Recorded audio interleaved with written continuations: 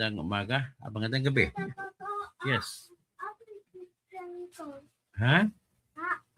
About my green potato today. I just do not know. I'm going live now. Say hello to my subscribers. Ladies and gentlemen, ang pag-usapan po natin sa ngayon ay, di ba may kontrobersya kung buhay ba to o may sakit si Remulla? So it turned out na mayroong naglumitaw daw siya pero wala pa ako nakitang live. At kung wala pa ako nakitang live, hindi pa ako totally convinced na na-hospital nga siya o hindi. Sabi niya hindi siya na-hospital, naglalaro pa ng golf. Anong klaseng golf? Golf. Aboying Remulla, medyo natuwa naman ako sa sinabi mo na ikaw ay nadismayado sa mga Sandigan Bayan Justice natin. So, ito, ipakita ko rin sa iyo itong balita na kung saan ikaw ay sobrang itim ang mukha. Naku, bakit kaya? Hindi ka naman lahi niyo mga Remulla, mga pogi naman. O bakit na sobrang itim mo? Sabi niya, corruption in judiciary also severe. O, titirahin niya sa Sandigan Bayan. Panahon na ba para ngayon ay mabubuksan ng mga can of worms sa judiciary? Ako, bago ko ito tatalakay ito, nais ko muna, bago habang nag-antay ko ng ibang mga audience, nais ko muna ibahagi ang aking karanasan without mentioning names. Ilang beses po sa aking pagiging karanasan na paghawak ng mga kaso sa judiciary, talaga po, masasabi ko talaga na talagang corrupt po ang judiciary natin. Ganun po ang aking nakikita diyan.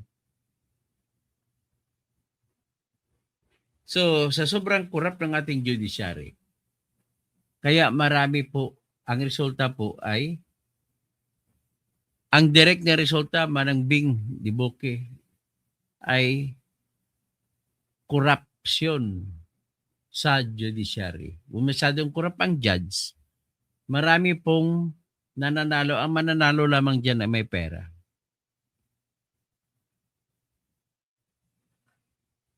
Pero may babanggitin akong isang judge o ilang judge na dyan sa Butuan na ebidensya ko na makakorap. Hindi lang sa Butuan, marami pa sa Coronadal, RTC. Sa Pasig, RTC, meron din. Sa Manila, RTC, meron din. Makati, RTC, meron din. Lahat po ng RTC, sabihin mo, meron pong corruption. Magagalit na sa akin ang Supreme Court. Pero nanggaling po ito sa aking karanasan bilang practicing lawyer, bilang trial lawyer. Alam mo,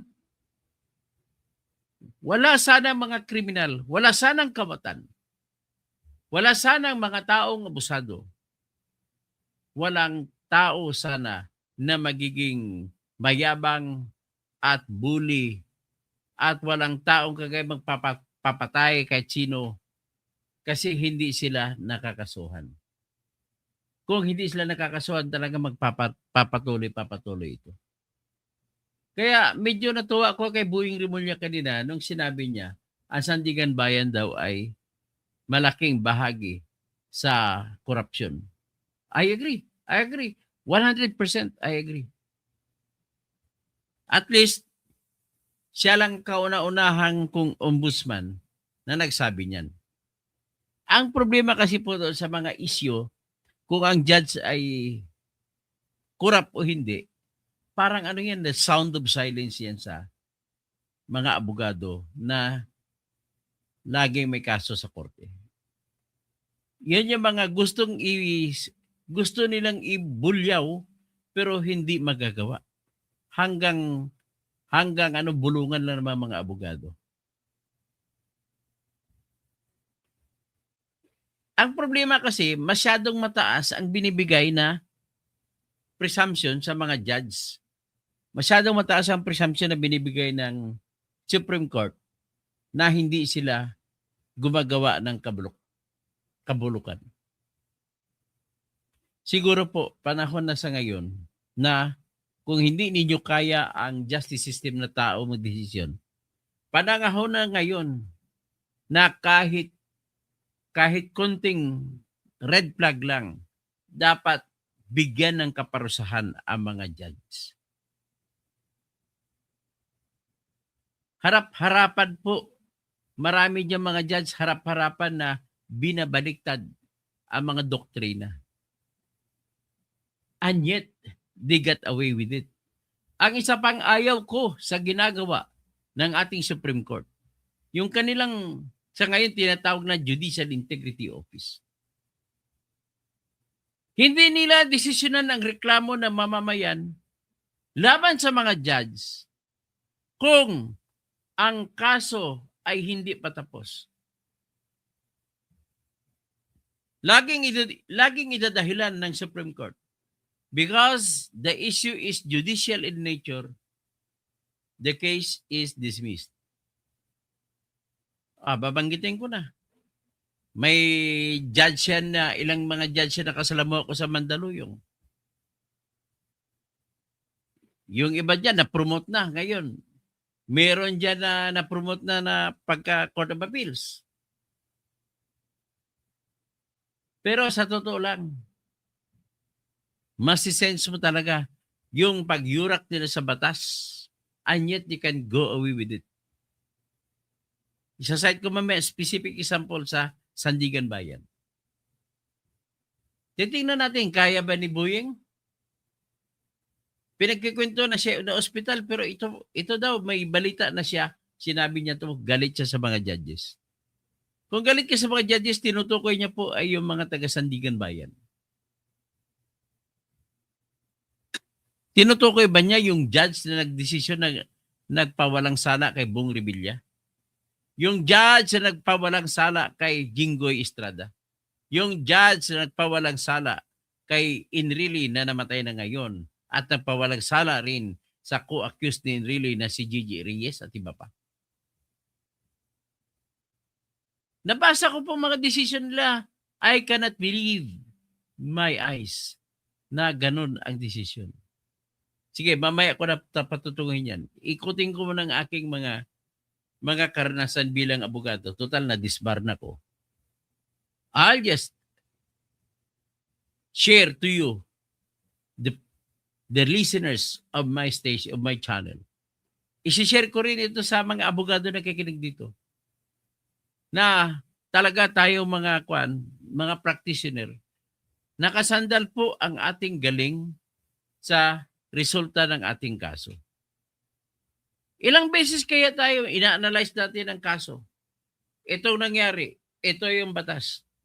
Tapos sasabihin natin sa ating mga taong lumalapit sa atin na mga kliyente natin, panalo po yan. Bakit kami nagsasabi na panalo? Kasi alam namin ang paglabag sa batas ng mga kalaban. And yet, you will only be disheartened.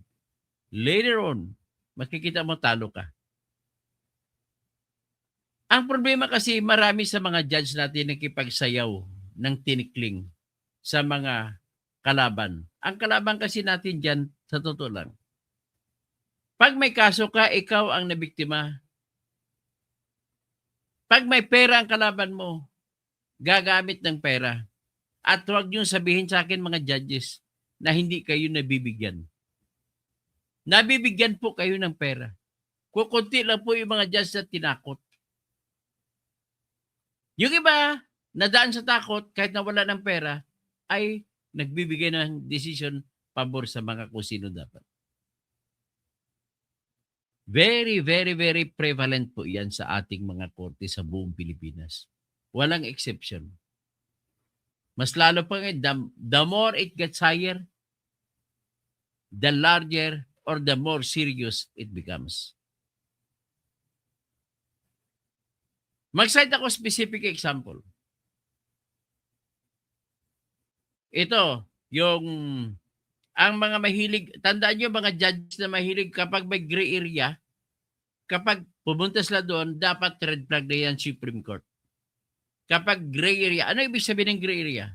Pwede mo sabihin puti, pwede mo sabihin itim. Anyit, nakita mo, pumapabor siya sa standing sa mayaman at diyan siya dapat red flag na yan. That is an evidence na nagkipagsayaw ng tinikling ang judge. Mga judge na nakikinig sa akin, I'm sorry, pero itong totoo.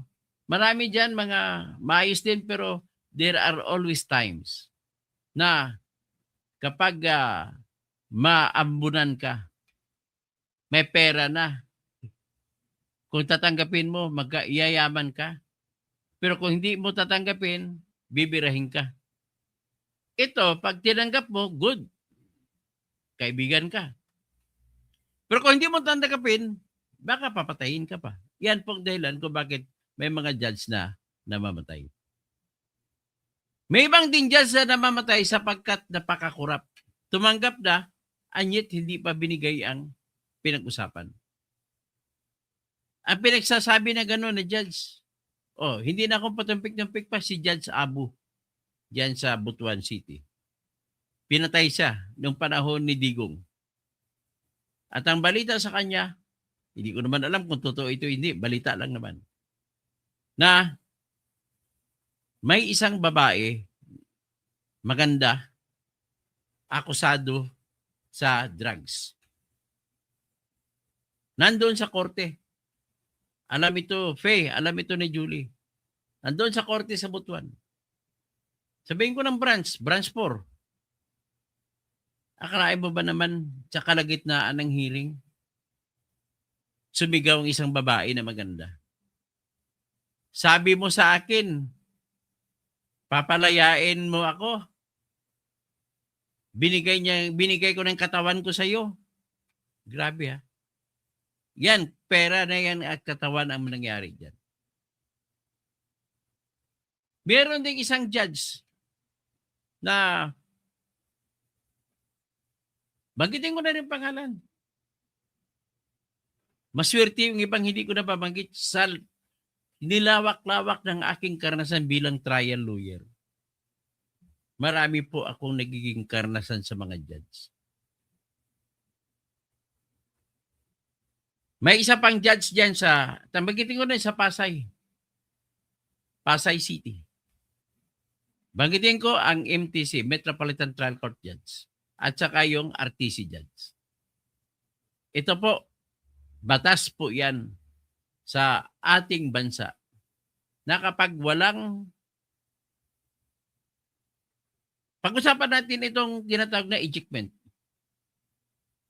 Ang rason para ma-eject mo ang tao sa lupa, palayasin mo, at ang gamit ang ejectment na suit na tinatawag, kailangan number 1, na isampa mo yan sa loob ng 1 taon mula nung nagsimula ang iyong karapatan sa pagsampa ng kaso. Number 2, ang mga karapatan mo, ang mga rason na pwede mong gagamitin para ma-eject mo ang mga nakatira sa lupa na hindi kanila. Halimbawa, ikaw may-ari. Number 1, sabi ko 1 year dapat.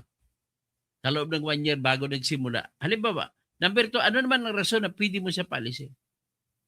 Number 1, kung may kontrata ka na uupa sa sayo, tapos natapos na ang kontrata, na-terminate na kung sa papaanong paraan, kailangan terminated ang kontrata.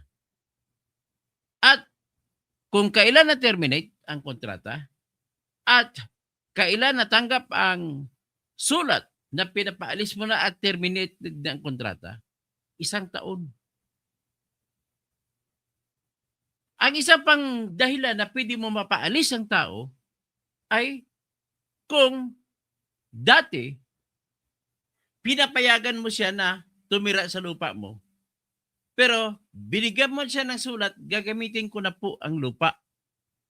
Pwede bang umalis ka na kasi ako naman ang gagamit? Ang tawag namin dyan ay tolerance na winidraw. Ano pang ibang dahilan? Pero main, dalawa yan.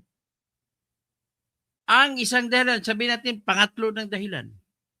Kung nawala na yung batas na nagbibigay sa kanila ng karapatan na umukupa sa lupa, magbilang ka ng 1 year mula dyan sa panahon na nawala ang karapatan at kailangan nabigyan mo ng sulat na pinapaalis mo. Saka pa lang tatanggapin. O yun, tatalakay natin itong sa Pasay. Meron sa Pasay dyan, squatter. Mga squatter. Babanggitin natin 2297 Francis Burton Harrison Street, Pasay City. Dekada na sila kung tumira dyan. Mahigit 30 taon. Ang lupa na tinatawag nila ay nakasanayang tinawag niya Donald D. property. Kasi may-ari na kuno dyan si Donald D. Natandaan niyo si Donald D na president ng ECOP dati. Employers Confederation of the Philippines. So, squatter sila 30 years na. Yung lupa, binenta ko noon ng mga D family dito sa isang kumpanya. Yung kumpanya na yan ay binili ng lupa at pinadalhan nila ng LBC na sulat ang mga squatter. At ang nakalagay sa sulat, umalis na kayo. Kasi binigyan kayo ng pagpayag na tumira ng dating may-ari at kami na ngayon mga bago may-ari. So, tolerance ang ginamit na rason. So, ano nangyari? Nang pinadala sa LBC, hindi natanggap ng mga tao. Anong ginawa ng mga taga-LBC? Nag-certify na ayaw daw tumanggap. So, dyan na lang sa issue na tayo mag-uusap. Number 1, nag-decision ang judge, si Kirk Aninyon. Judge Kirk Aninyon. Talagang napaka-notorious mo talaga. Pinaboran yung kumakaso na kahit hindi natanggap ang sulat na demand letter ang tawag namin dyan. At informasyon na sasabihin na binabawi na namin ang aming pagpayag na gumamit kayo ng property. Diyan na lang tayo sa issue na yan. Sa demand letter na lang para hindi komplikado. Actually, marami ibang dahilan. Pero mo hindi natanggap. Sasabihin ngayon ni Judge Kirk Aninyon na natanggap. Saka makakita ng judge ng gano'n. Yan po isa sa mga dahilan. Ganong klase mga judge ang dahilan. Kasi tumatanggap sila, judge, inaakusa na kita na tumanggap ka talaga ng pera. Mula doon sa anong pangalan ng kumpanya na kumakaso? Megaland, Prime Estate. Para lang, ilang milyon kaya ang binigay sa iyo. Hindi mo ako masisisi, judge, na magdududa kasi mali. Mali ang decision mo. Walang pundasyon sa batas tapos binigyan mo, pinaboran mo yung kalaban. So, anong nangyari? Later on, edi, umapila sila ngayon sa RTC. Akalain mo itong RTC judge si Judge Rowena Niebestan. Branch 118, Pasay. Akalain mo, pinayagan gano'n. Doon na lang tayo, Judge Niebestan, mag-usap sa demand letter. Alam mo na ng demand letter ay hindi natanggap eh. At batas po yan sa ating Civil Code of the Philippines na kapag hindi natanggap ang demand letter ay hindi magkakaroon ng tinatag naming cause of action. Hindi pwede ka magkaroon ng karapatang kumasok kung hindi natanggap ang demand letter and the information telling the defendant that we have already terminated the tolerance that we have given you through all the years. Nangyari na. Tapos, natulungan yung mga squatter. Nagsampa sila ng reklamo laban kay Niebestan at laban kay Judge Kirk Aninyon sa Supreme Court. Anong nagawa? Dinismiss ng Supreme Court ang kaso. Ang rason, Judicial issue kasi. Pag judicial daw, hindi nila desisyonan. Naku, paano ba yun maging judicial, Supreme Court? Ang judicial, ibig po sabihin ng judicial, ay malalim ang issue. Kailangan trial para malaman. Judicial, yan pong ibig sabihin judicial ang issue. At kailangan tapusin daw muna ang kaso para malaman kung may karapatan kumaso laban sa mga judge na tinutukoy na nagkamali. Por Diyos, por Santo. Supreme Court. Very clear naman na hindi natanggap, inamin na nga ng kalaban, inamin ng complainant, na hindi natanggap ang demand letter at saka letter informing the dependents that they are already terminating the right or the tolerance that they gave supposedly. Yan lang, diyan lang ako magtututok sa demand letter. Tapos sinabi ng Supreme Court, we dismiss, the case is dismissed because it is judicial in nature. Nakikiusap ako sa inyo, Supreme Court, babaguhin niyo po yung standards ng pagtingin sa ebidensya pagdating sa judge ang pinag-usapan. Ang babaw ng standard niyo kapag abogado ipapadisbar. Pero ang taas ng standard niyo kapag judge naman ang kinakasuhan. Very clear, hindi na natin pag-usapan kung talaga bang may natanggap na demand letter o wala. Inamin na nga na nagreklamo. Dapat dismiss kagad yun. Sample lang yan, sample number 1. Pero marami pa ako, isang bag, siguro isang maleta na ebidensya mababanggit ko kung may time lang ako. Ang kasunod na bagitin ko na talagang may nangyayaring masama ay yung Sandigan Bayan sa desisyon ni Bong Revilla. Ang naipresenta ng mga kumakaso laban kay Bong Revilla ay ganito. Naipresenta lang ebidensya number 1 na may mga vouchers na nakuha na ilabas ang pera.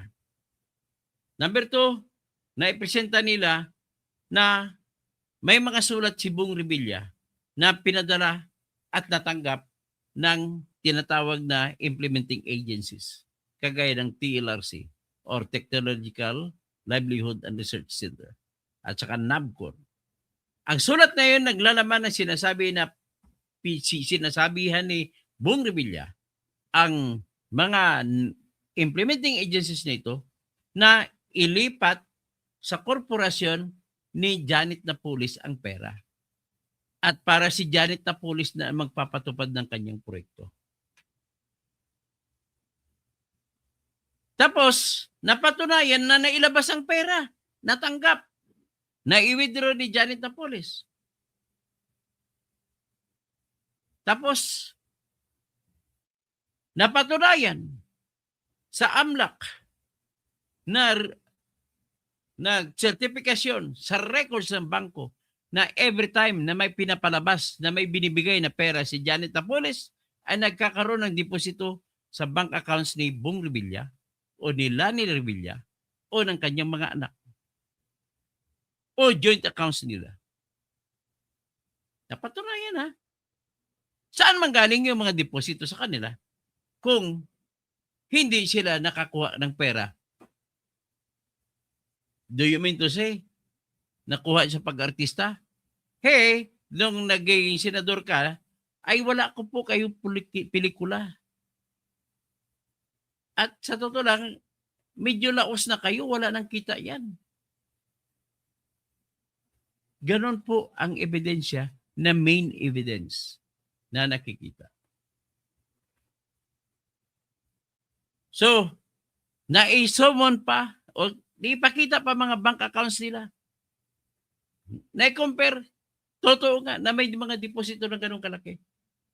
Tapos, ang akusasyon sa kanila, kay Bong Revilla, ay inutosan mo yung mga implementing agencies na ilipat ang pundo ng PDAF mo sa Senado doon sa korporasyon ni Janet Napoles at saka si Janet Napoles ang magpapatupad ng mga programa mo. Pero ang totoong nangyari dyan sa akusasyon, mga fake ang mga tao na nilista ni Janet Napoles na nakatanggap ng mga proyekto niya. pera o proyekto. Fake ang mga pangalan. Napatunayan ng mga fake. So, napatunayan ang mga fake, napatunayan na may deposito na natapapasok sa bank accounts. Ang problema, ito ang depensa ni Bong Revilla. Hindi po ako sumulat. Fake po yun. Hindi po ako pumirma noon ng mga sulat sa implementing agencies. Yan. Tapos, nakapagpresenta pa siya ng ebidensya na isang NBI specialist na abogado. Specialist siya sa handwriting examination. At nilagay pa sa handwrite sa testimonya niya na hindi talaga, iba talaga yung pirma, hindi pirma ni Bong Revilla yun. At pinapalagay na pirma yun ng kanyang chief of staff na si Richard Cambe. Richard Cambe pa pangalan, no? Si Attorney Cambe. So ngayon, ang isa pa ay wala daw natanggap ang pera sa ayon naman sa testimonya ng mga tao ni Diapolis ay binigay ang pera kay Richard Cambe. Pero si Richard Cambe, my God, hanggang ngayon hindi yumaman, namatay na lang sa loob ng bilangguan. At namatay daw siya sa COVID, sabi ni Bantag. Kasi panahon ni Bantag, nandun si Bantag doon nakabilanggo si Attorney Cambe. So, yan ang sitwasyon. At sa loob ng 6 na taon, kasi 2004 hanggang 2010 na kanyang PDAF bilang senador. Ang aking pagkokontra dyan, binaliwala nitong justice na ito na si Geraldine Faith Ekong. Sinabi niya na walang ebidensya na nakatanggap si Bong Revilla ng pera. Pero ano naman yung circumstantial evidence na magkaroon ng deposito mga milyon-milyon ang mga bank accounts ng kanyang anak sa kanya at sa kay Lani Revilla o Mercado. Sa tuwing may ilalabas na pera. Sa ayon, ang paglabas ng pera, ayon naman kay Ben Harluy at saka manyang mga kasamahan na nakalagay sa voucher na binigay daw na pera kay Richard Cambe. So, bakit si Richard Cambe? Wala siyang ebidensya na nagdeposito siya ng pera. At ang ebidensya nandun kay Bong Revilla. At kahit pa sabihin natin na peke pa yung perma. Kung ikaw ba si Bong Revilla, papayag ka na nanakawan ka ng iyong chief of staff sa loob ng 6 na taon? All right, nalusutan ako sa unang taon. Pero but never it would happen that I would still be fooled by my chief of staff in the 2nd year, in the 3rd year, in the 4th year, in the 5th year, and in the 6th year of my senator's term. 6 na taong kaniloko? No one will believe in it. So kaya, tinitira ko talaga si Geraldine Faith Ekong na napakakurap mo. Tumanggap ka dyan, kahit ikasuhan mo ko label. May nagsabi sa akin na nag-uusap kayo dun sa Kizon's Restaurant, dyan sa may Maria Orosa, Manila. Doon yun niluto yan. Doon yun niluto kung paano i-acquit si Bong Revilla.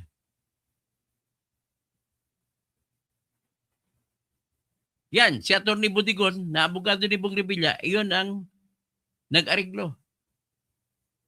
Kumita din siya na malaki. Balita ko, 200 billion ang binigay ni Bong Revilla.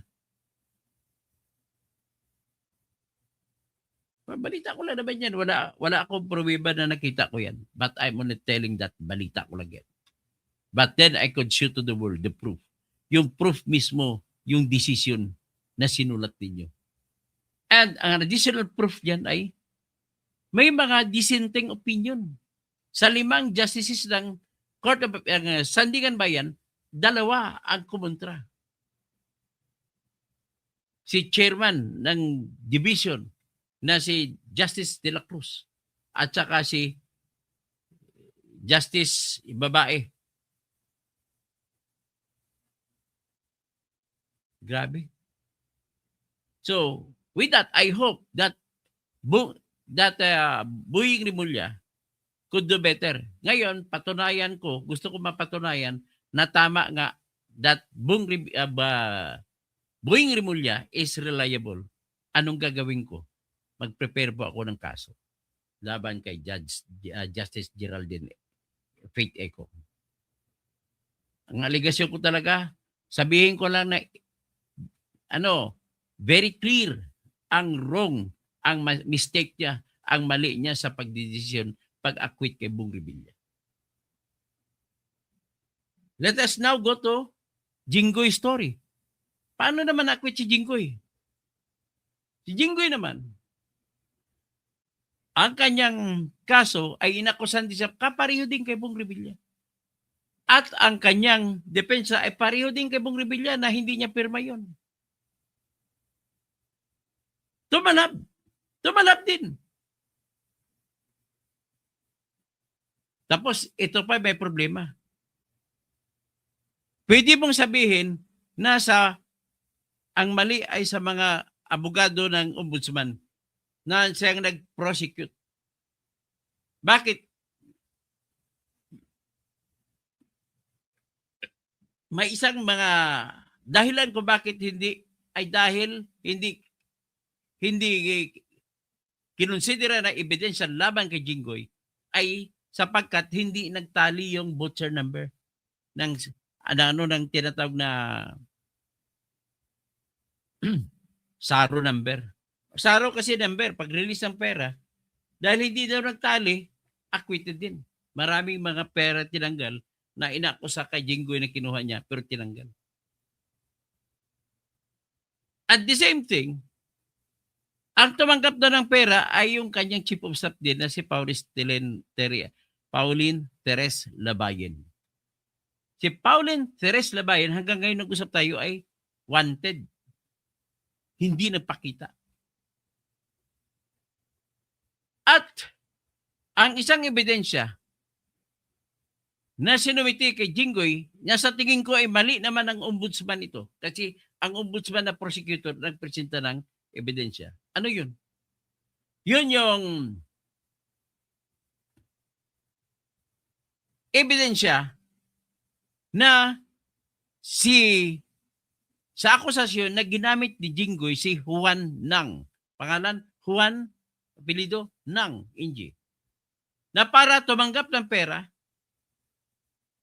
at i-deposito sa China Bank. Ngayon, ang pinaka-problema ko rito, Mr. Boying Rimulya, yung mga ombudsman, prosecutors na naka-assign dyan at sila ay napapaloob doon sa OSP, Office of the Special Prosecutor.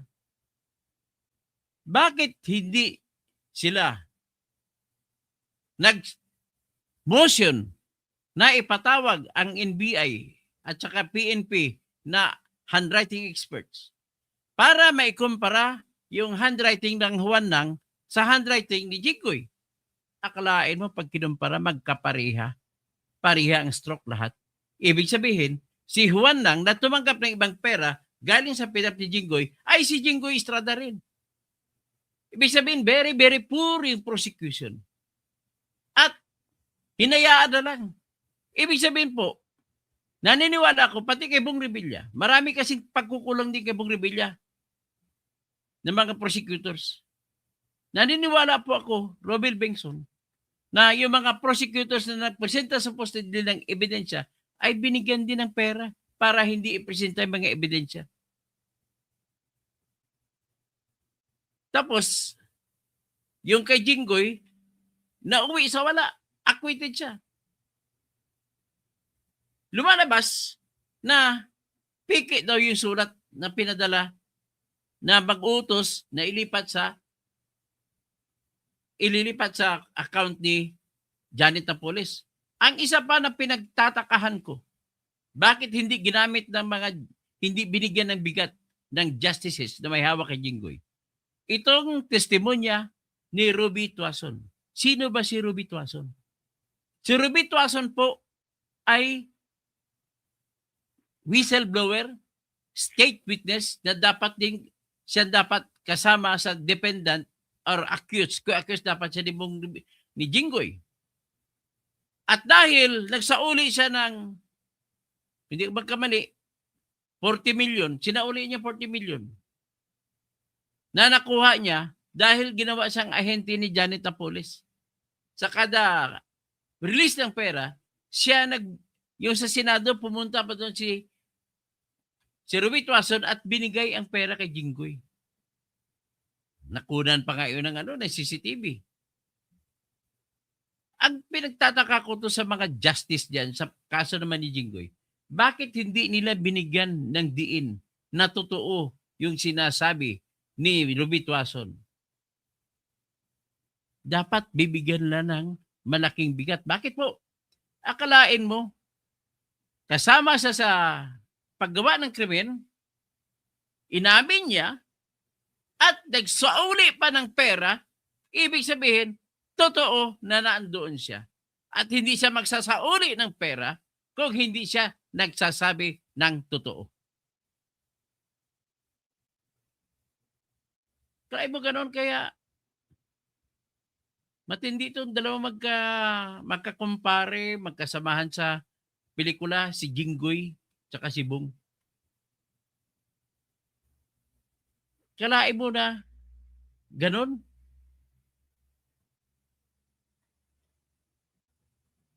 Dito naman tayo punta sa kaso ni Enrile. Sa kaso naman ni Enrile, andun din testigo rin si Ruby Tuason. Si Ruby Tuason, ang testimonya niya ay siya taga-deliver sa tuwing may release si Janet Napoles, siya personal nag-deliver ng pera doon kay Gigi Reyes na girlfriend ni Enrile. At si Gigi Reyes, binigyan niya si Evangelista ng authority na siya pipirma sa mga sulat sa implementing agencies na utusan na ilipat kay Janet Napoles ang pera. Ladies and gentlemen, yung paglipat pala ng pera, wala nang duda na utos nila yun. At nangyari sa loob ng 6 na taon, from 2004 until 2010. Na kung hindi totoo yun, na kung walang authority galing kay Enrile, ay sa 1 taon lang mangyari yan, but in the 2nd year, it will never happen kung talagang hindi pabaya si Enrile, si Jinggoy, at saka si Bong Revilla. So, ano nangyari? Wala ring ebidensya na nagpapakita na direkta na nakatanggap si Enrile. Ang ebidensya lang na nakatanggap ay si Gigi Reyes at ang ebidensya dyan na ginamit ay si Ruby Tuason. At bakit hindi naman pinaniwalaan si Ruby Tuason? Akalain mo, testigo mo, nagsauli pa ng 40 million. At umamin siya na kasama siya sa kasalanang ginawa. Nandoon siya nung nangyari ang lahat. Hindi mo paniniwalaan. Yan po ang mga justices natin na sana sasaluduhan kita, Rimulya, kung magagawa mo yan. O baka kwento-kwento ka lang. Actually, hindi lang sa Sandigan Bayan. Sa RTCs natin, napaka-massive ang korupsyon ng mga judge. Gusto mo ba isa-isahin ko pa? Sa aking kaso lang nahawak, ha? Kaso ko lang nahawak. Yun lang, doon lang tayo mag-usap. Iba pa yung kaso ng ibang abogado. Alam mo, ito, sasabihin ko na total patay na rin eh. Si Judge,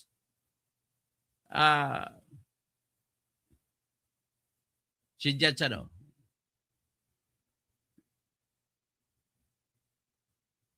Ano ko pilido ni Maring Munsod? Si Judge Munsod. Na judge dati sa General Trias. Labanan kami niyan. Kinasuhan ko siya, kinasuhan niya ako. Ano nangyari? Siguro may power ako na lahat ng kumakalaban sa akin na mamatay. Ayun, namatay. Hindi pa natapos ang kaso namin sa isa't isa. Namatay siya. May isa pa, si Jessica Casiano ng Teresa Martinez, branch 23. Kasuhan niya ako, kasuhan ko rin siya. Aywan, hindi ko alam kung ako magdahilan pagkamatay niya.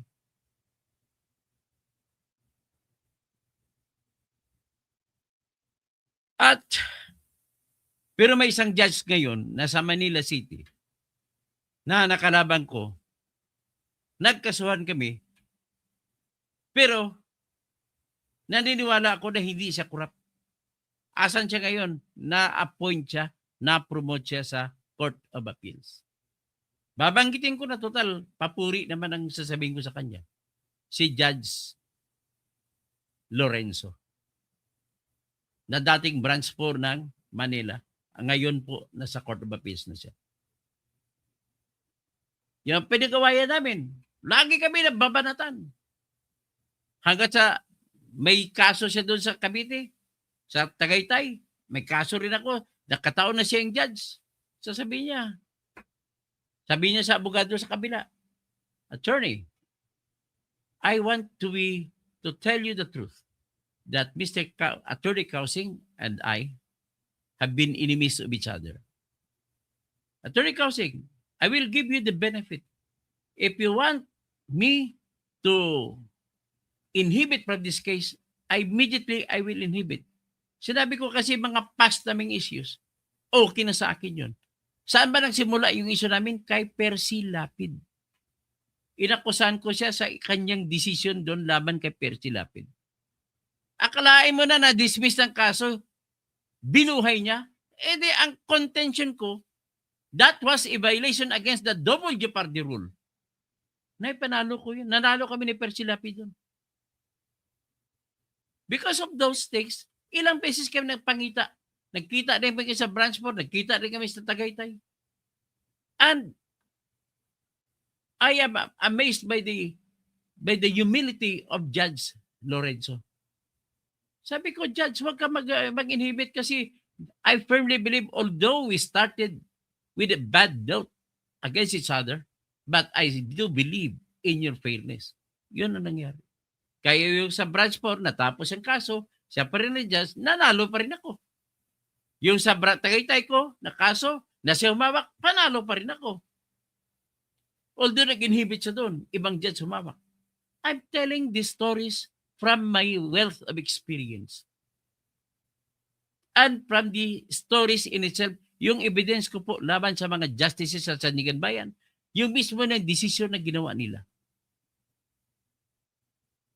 So, with that, shout out na lang ako sa inyo. I hope so na si Boying Remulla is telling the truth. Baka naman buhayin mo pa. Ang dami-dami po. Gusto kong ilahad sa inyo lahat bawat desisyon ng Sandigan Bayan. Na mga mali-mali. Bakit mali? Kasi ang suspetsa ko, binigyan sila ng pera. Karamihan na ginagamit ng mga justices sa Sandigan Bayan of late. Kapag may tinatawag na delay in the prosecution, so gagamitin ngayon the Speedy Trial Act at saka right of the accused to impartial, public, and speedy trial. Marami dapat convicted. Pero because of that, isa sa nag-benefit sa tinatag na argumento that the right to speedy trial of the accused was violated, I see Lito Lapid. Buti yung isang kaso niya na fertilizer fund scam ay binuhay na Supreme Court. Pero yung isang kaso niya di-dismiss dahil sa violation of the speedy trial right under the Constitution. Marami tayong babaguhin, and I do believe Brother Romel Bingson, Pastor Rodi Rabi, my sister Astra, naniniwala po ako.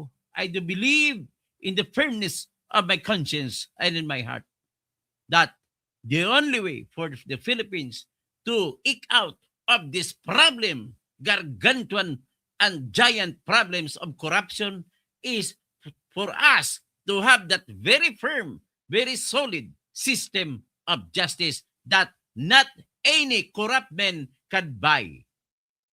Ganun po, naniniwala po ako dyan. Ang mga pulis natatakot din yan mag-abuso kapag matindi ang judge. Ganun lahat, mga mayor, governor, congressman, lahat pagtakot lang pag ang judge ay hindi makaya, wala, nobody will commit the crime. Matapang sila tumanggap ng suhol, manghingi ng SOP, sapagkat madali nilang bigyan ng pera yung judge. And do you think, may isang tanong pa ako bago tayo lumabas, sa pakalagay, do you think that uprightness in our judges are enough for us to have that firm justice system na ang lahat ng mga nakagawa ng kasalanan ay siguradong mapaparusahan? Hindi po ako naniniwala. Bakit po? Andyan po ang elemento na ang judge ay nag-iisang tao lamang kahit anumang tira. Kasi mahirap sabihin na lang depensa niya, "Oy, hindi po ako nagtanggap. Hindi ako tumanggap ng pera." At additional defense niya, Your Honor, ang issue ay judicial. Ibig sabihin judicial, napakalalim para malalaman. Kailangan pa muna antayin ang decision na final sa kasong ito bago mo ako mapaparusahan. Kaya ganun katapang si Bongbong Marcos. Magtanggap ng malay-malitang mga pera mula kay Saldico. At ganun di katapang si Saldico na mang-insert na kung ano. At ganun di katapang si Cabral na magsingit. At ganun di katapang ang boss niya na si Manny Bunuan at saka si Mark Miller noon at saka si... Naniwala ko pati si Babe Singson may ginawa rin kabatustugan yan. Kaya kung maayos lang ating sistema ng katarungan, wala pong magnanakaw. Natatakot po lahat magnakaw. Di ba? Ganoon na kasimple. Mga polis natin walang gagawa ng kasalanan kagaya ng ginawa sa panahon ni Digong. Patay dito, patay doon. Bakit? Kasalanan ba Digong yun? Naniwala ako, kasalanan ng mga pulis yun, hindi kasalanan ni Digong yun. Kasi no amount of order under our revised penal code, which is the law on crimes, the basic law on crimes, it orders, especially the police officers, not to obey the unlawful orders of your superiors. Ibig sabihin, nakutos sa inyo si Digong na pamatay? I doubt. And there is no evidence in saying that. Sinabi niya, kill. Basta. Kung manlaban, patayin nyo. He did not say na patayin kahit walang dahilan. Iba yung usapin na pinatay na may dahilan at iba yung usapin na pinatay na walang dahilan. Na-convict po ng ICC si Ongwen na isang tirador doon sa Africa. Intaganda na-convict. Dami na-convict. Bakit sila na-convict? Dahil inamin nila na pinatay. May namatay. Pinatay nila na walang dahilan. Ang kay Digong hindi nang patunayan na pinatay na may na walang dahilan. Kahit pa samasamahin nyo lahat ng mga video na inyong dinownload. Kaya, kailangan natin talaga, yung ICC judge, hindi pwede yan na pagkasaligan natin ganun sistema. Nabibigyan ni Dina Trillanes siya ng bilyon-bilyon. At pag mabigyan mong judge ng 1 bilyon, do you think susundin ka o hindi? Kaya nga, ang dami lang ninakaw sa flood control. Kung ako tanongin mo, that was part of those monies taken from the flood control projects were given to the ICC judges. Di ba? Trilling? Oh, sige, mag-ano na ako, magtawag ba ako iba? Si Jonathan Bordomio. Good evening, kabayan. Alam ko na wala ka sa topic mo, pero baka mapagbigyan mo ako. Makulong pa ba si BBM kung halimbawa patay na si Digong? Uusad. Ganito. Sa kasong flood control na pagnanakaw, makukulong si BBM pagkatapos na hindi na siya presidente. At kung sa kaso naman na may kinalaman sa kidnapping ni Digong, makukulong siya kung hindi siya presidente. In other words, kung ano man ang may kaso tayo lamang ngayon kay BBM, ay hindi natin siya makasuhan, hindi rin natin mapakulong.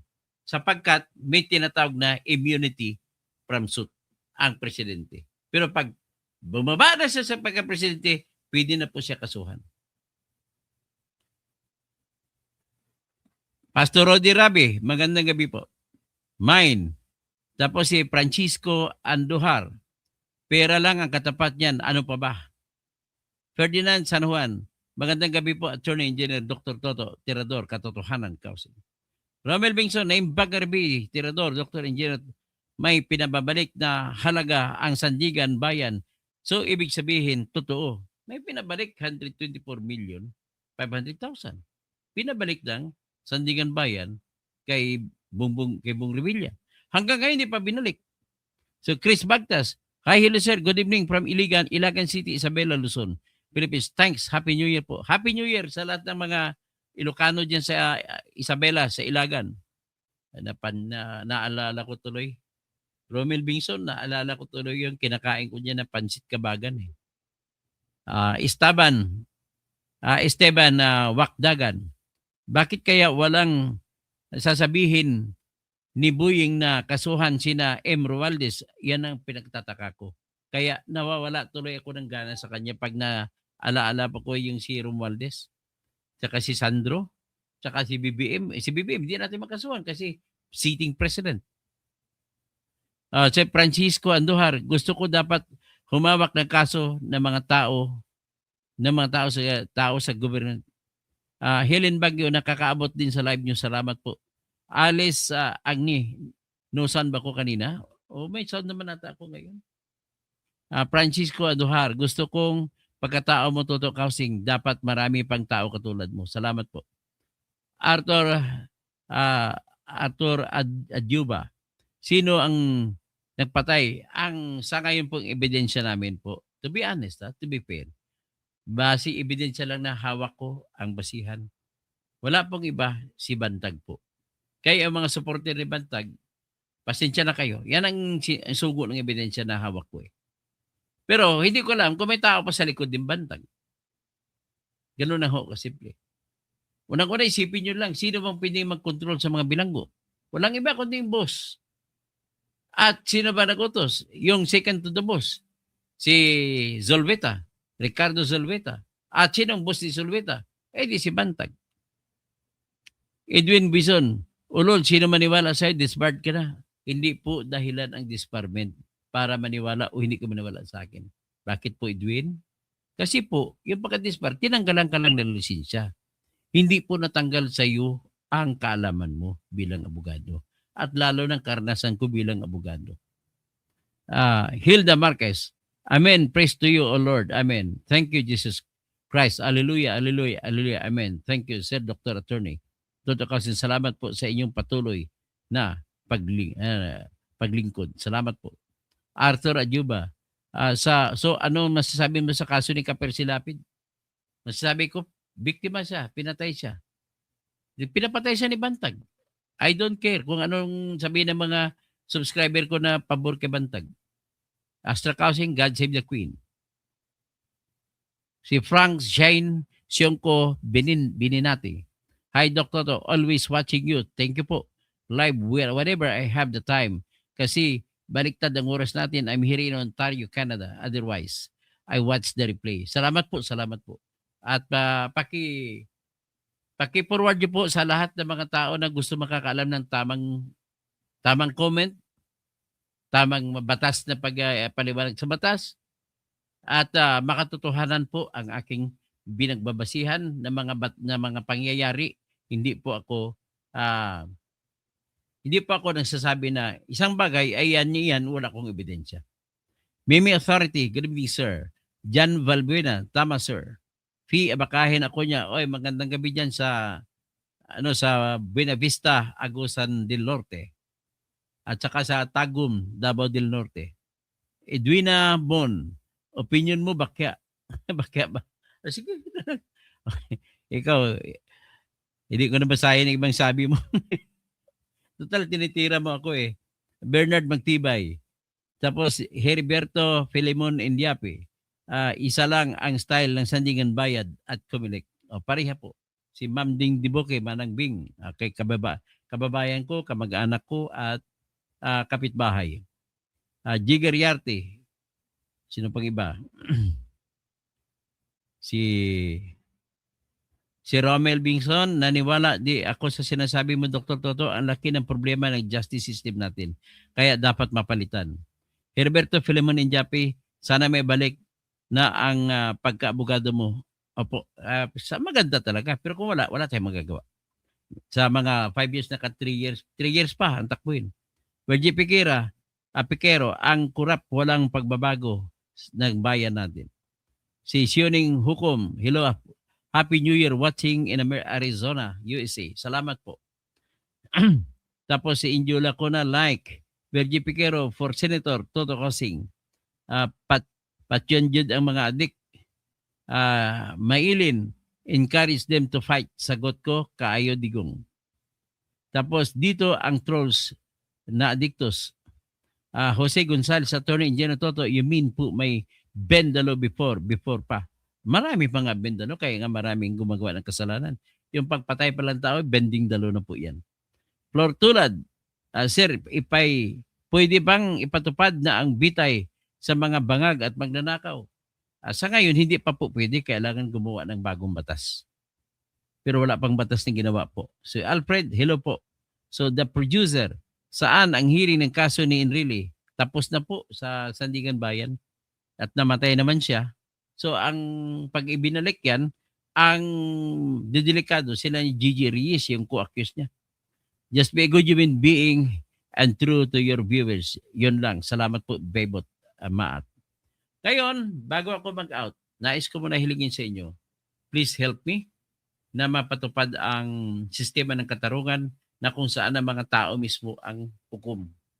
Susundin natin ang sistema ng United States of America na kung saan 12 people ang napulot sa raffle at na-interview ang ginagawang judges o tinatawag na jury members sa kada kaso. Kada kaso, hindi lang hiwa-hiwalay kada kaso, ibang ko po. So, ibig sabihin, pag mga tao mismo na kahit farmer, kahit tricycle driver, basta in-interview, may kakayahan na mag-observe sa isang tao na magtitistigo at malalaman niya kung nagsisinungaling o hindi, pwede na siya magiging judge. At yan ang susundin natin. At mapapatupad lamang po yan kung magkaroon tayo ng batas na kung saan lahat ng trial courts ay dapat mga tao na napinili sa kani-kanya nating mga lungsod. Kung halimbawa sa South Cotabato ang kaso, mga taga South Cotabato din ang piliin ng mga judge, na mga jury. Sila ang magbubuto-buto kada hearing, kada kaso. Tapos one day hearing pa po yan. One day hearing ang pinakahaba na yung 2 days na hearing. At decision kagad. Kaya walang makabinbin at walang mga pending na mga kaso na tatagal. Yan ang gusto ko mangyari. At yung piskalya natin ay dapat magdesisyon na kung kakasuhan o hindi ay ang grand jury. Ang grand jury sa Amerika ay binubuo ng 25 na jury members na pinili din sa listahan ng mga botante at mga residente. At in-interview at magsiservisyo sila ng 6 na buwan. Pagkatapos nila, papalitan sila ng bago. Yan po ang gagawin. So yan ang hinahangad ko. Kaya para mabago, pati ombudsman, palitan natin mga tao na rin magdesisyon. Kung tanggal na si congressman na may kaso, si mayor, si governor. Ganun po ang gusto ko sana mangyari. Para takbo ng kaso tuloy-tuloy. If that is so, then we will have a very, very good world na kung saan matatakot na ang lahat na gumawa ng kasalanan. Sapagkat sigurado po na masisisanti ang gumagawa ng mga kasalanan. And in this world that we are in, we can always expect that the basic law of human rights will be observed to the fullest and without any exception. And that is the right to life, liberty, or property. Any person will not be deprived of those rights without due process of law or cannot be denied the equal application of the law. The exact word dyan is Section 1, Article 3. No person shall be deprived of life, liberty, or property without due process of law. Katumbas niyan, kung criminal case pag-usapan natin, pupunta ka kayo sa Section 14, Paragraph 1 of Article 3 of the Constitution that says that no person shall be held to answer for any criminal liability without due process of law. At saka dudugtungan pa yan ng Section 2 ng Article 3 of the Constitution na nagsisabi, no person, no warrant of arrest against any person shall be issued except upon probable cause to be determined personally by the judge after examination under oath, the witnesses and the complainant, and particularly describing the place to be searched or where the crime happened, and describing particularly or the things or persons to be seized. Pag sinabi mo persons to be seized, arrested. Kaya, naniniwala ako, natulungan niyo ko, the only way na mabago yun, wala. Sino ba ang presidente? Dapat maging presidente ka para mapatupad yan. Meron ba? Sa totoo lang, I am tempted to say, natatakbo ako by hook or by crook for president this 2028. Ang agenda ko lamang ay maipatayo ko lamang ang katarungan, ang hukom, sistema ng katarungan na kung saan ang mga tao mismo ang siyang maghuhusga. At kung mangyari man yan, after ma-organize na, magre-resign na kagad ako. Ibibigay ko sa Vice President ang trabaho. Ayan, andyan na kayo na bala. That is my dream for the Filipino and for the Philippines. Hindi ko alam kung mananalo tayo kasi wala. Ultimo lamang tayo. We don't have the money, but I do believe that with the power of information that would be disseminated even only by the use of the internet will be sufficient for me to be able to win the presidency. No Sara, no BBM, or no whatever, only Toto Tirador. Salamat po. Magandang gabi po sa inyo. Si Relay Asisio, good evening po. Si Ninita Villanueva, I agree with you, sir, very strongly. Salamat po. The producer, sa Australia, mga citizens ang jury. Salamat po. Yan ang susundin natin, kagaya ng Australia. Virgie Piquero, maganda kung ganyan ang batas. Susana Diaz, good day po. Bibot Maat, just be a good human being. Hanggang dyan lang po tayo. At magandang gabi po sa inyong lahat. Mamaya, babalik.